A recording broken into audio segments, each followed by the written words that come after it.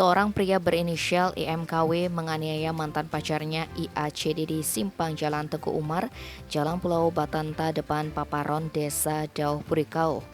Pria berusia 27 tahun tersebut nekat menghajar wanita berusia 20 tahun itu hingga babak belur lantaran ajakan putusnya diiyakan.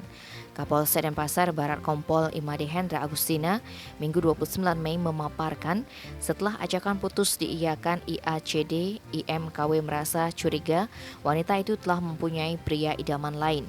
Lantaran jengkel, Jumat 27 Mei sekitar pukul 21, pelaku mendatangi tempat kejadian perkara yang merupakan tempat kerja sang mantan dan menunggu di sana. Saat korban keluar dari tempat kerjanya, tiba-tiba pelaku yang tinggal di Jalan Katerangan dan Pasar Timur itu marah-marah dan langsung menganiaya korban.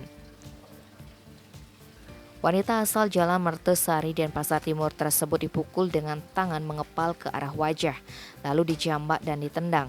Akibat kejadian itu korban mengalami luka robek di bibir atas, luka memar, dan bengkak di pelipis kiri. Usai berlaku brutal, pelaku bergegas pergi meninggalkan sang mantan yang babak belur dan menangis. Tak terima dianiaya, korban melapor ke Polsek Denpasar Barat Sabtu 28 Mei.